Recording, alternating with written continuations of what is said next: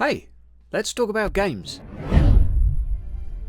Hello my friends and welcome to an updated progression guide for Inquisitor Martyr. Now this isn't going to be a tips and tricks video, this is outlining the basics of how the progression within the game works. There's been lots of different iterations, and if you've been following my channel over the past year or two, then you'll have noticed a lot of different videos on this topic. This is the one to clarify how the game works currently, and boy oh boy is it a lot more simple than it used to be. So let's load on up and have a good look at it.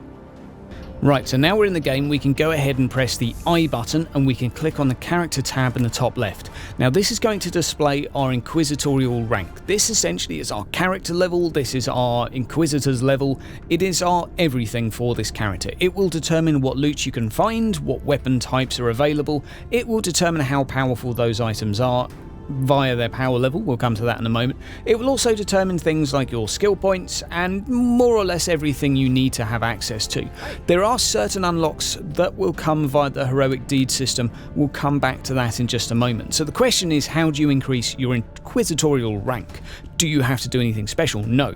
You can do more or less anything to get rank points. So if we go over to the star map, and we've pressed a few buttons to get us to some nearby planets or people in need of saving, and of course we have a couple of missions that both will offer us rank points. Now the quantity of rank points is correlated with the difficulty relative to your power level. Again, we'll come to the power level system in just a moment, but the harder the mission, the higher the experience. That's more or less all you need to know.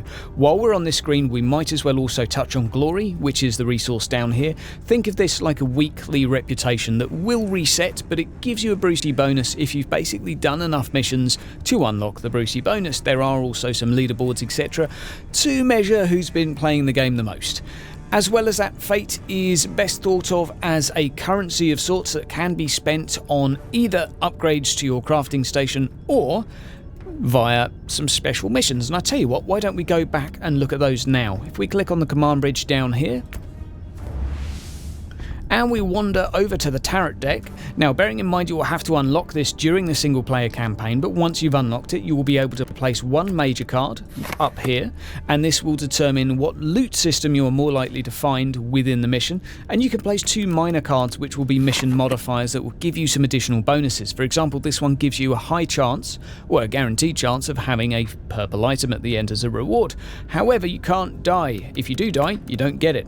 We also have another card here which will give me extra credits, but enemies will do more damage, and you can click create here to create it. Of course you can go for a random set as well, which is 10 cheaper. And do keep in mind though that this may or may not be giving you the items that you want. Do keep in mind as well that the difficulty can be tailored to your current skill level, and as you may well notice, higher difficulty means much better experience, so keep that in mind. This of course can be done in co-op as well, and all of this XP will go towards your character. Now while we're on the subject of co-op, let's bring up the power level system. If we go over to the inventory tab now, and we look at the power level here, this is the sum total of all of your items' power ratings. Now each item will have its own rating, be it an armor piece, a weapon piece, etc. All of these will be tallied up and will contribute to your overall power rating. This is really a metric of how strong your Inquisitor is. However, this number is used to calculate mission modifiers and really nothing else. Let's go back to the star map for a second and give you an actual example. Right, so here we are at a map I found earlier. We're going to load up the data hunt here, and now we can see that the power level of 630 compared to my own, which is lower in the 500s, means I will be dealing minus 28% damage and taking 46% more. This is essentially the difficulty of the open world environment. I know it's not really open world, but there you go.